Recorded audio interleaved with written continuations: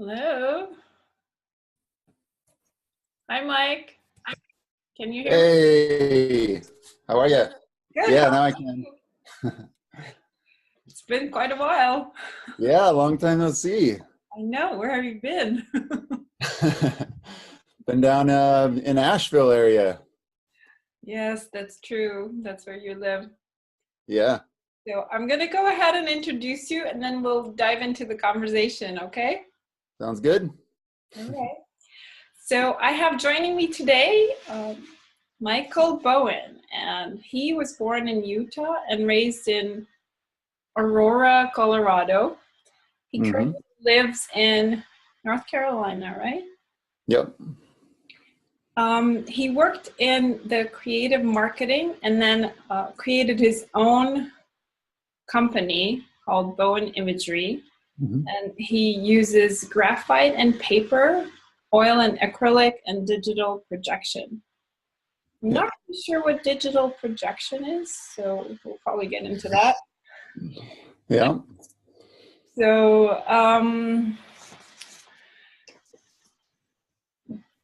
my first question would be how did you decide to become an artist?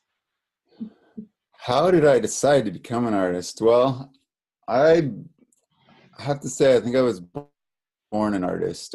From the time I was very little, I always kind of had that magic coming out through my fingers. And I remember third grade art class, Mr. Skit, teaching pottery and really connecting to that art piece and using my hands and feeling this incredible rush of creativity come through. So yeah, I think ever since I was a little kid, I've always been an artist, and from there I've stuck with it and done as much as I can to progress my skills and my study and working my way to be a full-time artist. So Nice. I was born that way. Oh, it's interesting because every time I ask this question of an artist, that's like what the answer is. I was born an artist. Really interesting. Yeah, it's definitely not something I signed up for later. I hear you. So tell me more about the art that you make. I'm really interested in this digital projection because I've not really heard of it. Yeah, so I mean, as an artist, I've definitely explored. From a kid, I've paint and graphite and done all that. But getting into the digital world, I've definitely expressed through the projection art, and I did an installation project called 1,111 Eyes, Windows to the Soul. And I basically took 1,111 different images of a macro shot of different people's eyes and turned that into a looping video. And from there have created just basically art installations at art shows and projected it on huge buildings. And so it's kind of a meditation art piece, so video projection. But most of my art, I would say, falls in the visionary category. And So do yeah. you remember, like if you were to go back there, do you remember what inspired that piece? The one with all the eyes? What made Yeah, actually, very clearly. Very, very clearly. My um, wife and my wife Amy, when we used to live in St. Pete, we had an idea for an art show, and it was just going to be a little one night thing. And Amy was brushing her teeth, and she looked at me and had a thought, and she said, "Alex Gray." And I said, "Yes." So we funded this whole art show that was a one night little thing on 11/11/2009 that turned into a major 3-day event with Alex and Allison Gray. We brought them out, did a whole bunch of different things. And through that promotion, I wanted to come up with an idea that really expressed the oneness. So the event was called 11/11, and it's 1111. And this vision just popped into my head of eyes. That's the windows to the soul, and that's how we really connect to one another, and that's how we share that common little circle. All Mhm. of us have that. So I came up with this idea, and at the time it sounded kind of crazy. Like, really, you're gonna take 1,111 pictures of eyes, and just over the course of 3 or 4 months, I went to big events and asked random people and collected all of them. So it was Amazing. it was born from our 11/11 event and promoting that, and then it just turned into and since then has been shown at many different art shows, even across the pond over there in Europe. They've shown it at a big graffiti art show out there, and so it's pretty cool to see how it just keeps going and going and going. Yeah, that's another thing. It would be really nice to interview Amy at some point. We've never met, but it'd be really Yeah. good to do that. So, why do you do what you do? Why do I do what I do? I have to. It's like, being someone who's kind of studied a little bit of shamanism and has that spiritual background behind me. I have visions. I have dreams. I worked with a shaman for many years who we've done dream interpretation, and I just there's a lot of visions that come through me, and I wish and hope that one day that's all I do all day long is just express these visions. If I were an heir to a lot of money, that's probably what I'd be doing, just sitting down and drawing all these things, because they come out. It's something that comes through me, and I have to get as many of these visions out as I possibly can. So, Well, but yeah. I also, I create in order to communicate that more the unseen part of life. That's really interesting to me, that we think this is most of life, of what we see with our eyes, but there's so much more behind that. There's the mental body, the emotional body, the etheric body. And as an artist, to be able to kind of portray some of those concepts through art is it's challenging, but that's another reason why I do it, to as the human experience, to show that the unseen, the larger part of our life, that we're all connected in that way. So Yeah, definitely. There's a sort of a fulfillment that happens when we create in that way. yeah, and I like to create art just to change space. You can have an empty wall, and when I sell a piece of art and somebody takes it home and they give me feedback and say, we just love that piece that you did. It just brings so much energy to our house, and so that's.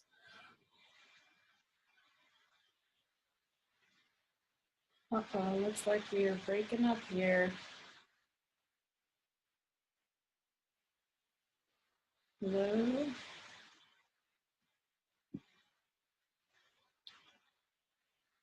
Um, hopefully this will come back. Mike?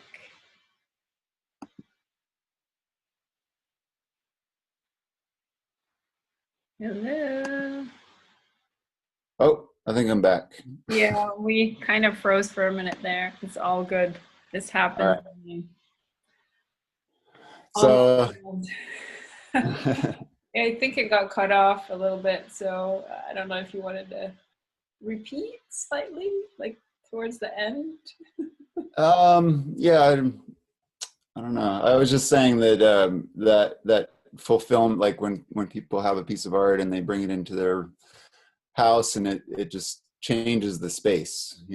Yes, yes. Like Are I you still noticed, good? yeah, I noticed the piece behind you. That's definitely changing the space. So I would like to ask, Yeah, that's. yeah, did you have something to say? Oh no, I was just gonna say that's eternal flow is a piece I've been working on for a long time. It's another concept for a piece of art that I do limited edition prints of it at certain stages, and then keep painting on it for the next 60 years, 80 years, and adding layers. I love that. Isn't that crazy? Like, that's how I always feel about things that I paint. I look at them and I'm like, I could go further with this Yeah. as the years go by. It Yeah. Just keep gets, adding layers to it. a painting never ends. Mm-hmm. That's a good one to keep in mind. So, please describe your creative process. I'm really interested to know what happens in your brain or on your Um, day-to-day, you know, my day to day. how does it happen for you? What goes on? Um, well, like the latest piece I did for my wife Amy, it's called "I Am Amy Amir," and there's some symbology to that. But with that piece, I had a vision. I've been wanting to get back into graphite and really do a long kind of really tight and thought out masterpiece work on graphite. So I had a vision in my mind and had this kind of a reference photo of her and just laid that out on paper. And then, I wanted this piece to be for her and as her husband of 16 years to kind of speak to her in my language, the way that I really, speak deeply. And so with that creative process, I, talked to her about what kind of things, symbology and images that she would want in there that she would appreciate and love. And so I gathered some ideas and some concepts of what I wanted to do and knew that it was going to be mainly her face as the portrait. But my creative process is really just starting to lay it down on paper. And once that happens, as I, create line work and I grid things out and start rendering, there's this communication that happens. And it's literally a communication between the artwork and it's consciousness on paper. And so that creative process, I don't know what it's going to look like when it's done, but through the process of actually spending time drawing and creating, there's a conversation, and it sort of tells me back what's supposed to be there, and it'll kind of reveal things as I go. Mm-hmm. So that's one example of the creative process. Yeah. I love the concept of the communication between you and the artwork. I think this is the first time that this has come up, so I Yeah. appreciate Yeah. that. Definitely, there is that interaction for sure. Mm-hmm. So, what does presence mean to you? And have you, by any chance, experienced that while you're creating? Well, this would probably be a Zen Buddhist answer, but I would say presence is actually unpresence. The feeling of presence is where my ego is kind of gone. Because sometimes I'll start drawing and think, this is about me and what I want to draw, and I'm awesome and I'm an artist and I want to do cool stuff. And sitting at a session for a certain amount of time, that starts to fade away, and then it's more that communication starts. And I think that really is the presence to me, is where that higher self is taking over and revealing that magic and showing what's supposed to be happening. So I would say that presence is allowing my ego presence to kind of take a back seat for a little bit, and then let that higher self come in and show me the way, show me what to draw, show me what to paint and what to express. Mm-hmm. So yeah, I've definitely felt it. And it's that when you're in that flow, it's like being in the zone when I used to play baseball, where you're just in the zone. There's no trying, there's no forcing anything. It's just flow. It's like total flow. And time becomes a blur. Yeah, you definitely lose track of time. You're like, what? It's 3 a.m.? I love those. I love those times. Great. All right. That's what happened at Cause. We should go back there. Oh man, that was such a dream. I It was like know. a week-long dream of just being up there. And Have you been there after we were there? What was it, last year or the year before? I kind of last July, yeah. No, I haven't been up there, but I definitely want to take Amy. She needs to come next time. Yeah, for sure. She has to. I want to go there at some point when time Yep. permits. So, what inspires you, Mike? Where do you get your inspiration from? Nature. Definitely hiking and just seeing the natural world is fascinating. It's beautiful. It's inspiring.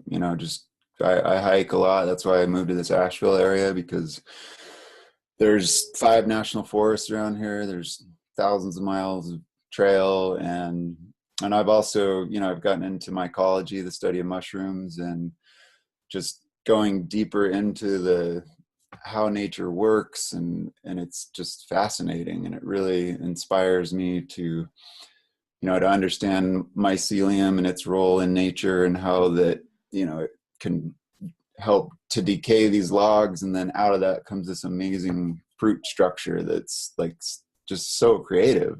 So I definitely draw a lot from nature for creativity, inspiration, Mhm.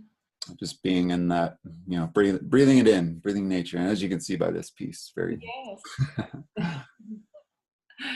Very nice. Definitely, nature is a big inspiration yeah. for us. Hmm. So, what would you say is your favorite artwork lately? Because I know we always like have different artworks in different phases of our lives, but what would you say would be your favorite recently? Like one of the from biggest. another artist. Yeah, yeah. I've been finding some people on Instagram that are just blowing my mind. There's a guy named Mantra, and he does these huge building size murals, all freehand, doesn't grid anything out, and I have no idea how he does it. But I saw him recently on Instagram, and it just blew my mind. So he does these really beautiful. He's doing these, like, 10-story buildings that look like the butterflies Mhm. when the scientists put the butterfly with the pin in them, and it's in a little box. He does those perfectly rendered, like 20 stories high. So I've been checking him out, and Alex Gray is always everything new he does. And Allison Gray too. I think the Grays are a big inspiration for me, and yeah. So Nice. Um, so what has been a seminal experience for you in your life? Like a sort of like a turning point or um a wake up call or I something think huge that you. definitely, I went to college, went into school for graphic design in Denver, and that's where I met my wife. Not at the time, but didn't, 22 years old, did not plan on getting married, and um, we met, and it was like my best friend and someone I just knew I had to be with, and that was definitely a turning point. We got married shortly after, and then moved to St. Pete, Florida, and we found a spiritual community there that really kind of opened me up to that higher self of my creativity, and chipping away at my ego, and doing some good things in the world. And so yeah, I think that whole process of leaving Denver, that was a place I've been my whole life, and getting married at 22 years old, and then getting totally involved in this spiritual community down there Mm. was definitely shaped like the next part of my life. So Sounds like the stuff of life. yeah. Would you still want to be an artist if you had to live this life over again? Oh yeah, for sure. I love asking that question just because I want to like have the confirmation that yes, I do. Yeah, the only thing I would do different, when I was in high school, I got some advice that they said, well, it's kind of hard to make it as an artist. So maybe get into like graphic design or something a little more stable. And I took that advice, and I wish that I wouldn't have. I wish I would have just really said, what, I can be a successful artist, and I will be, and just went 100% into that. There's no regrets because everything led me to here, but but I would say, yeah, I'd love to come back and just, you know, from the time of third grade Mr. Skid art class, like go 100% and, you know, see where that would have taken me by now. Yeah, that's But yeah, for sure. I'm also a drummer too. I'm a percussionist and a drummer, and music is cool. just as big a part of my life as my visual art. So. Well, yeah, you know, that's why I'm doing these interviews, is because I know the struggle that artists have to go through. Mm-hmm. So I figured, why not give them a helping hand? Yeah, I thank you so much. I appreciate it. And It's on great. this note, I'd like to ask you about like what you're up to recently, and where can people find more of your work, and if you're having any shows, or what kind of services you offer, because it looks like you do some contract work as well, right?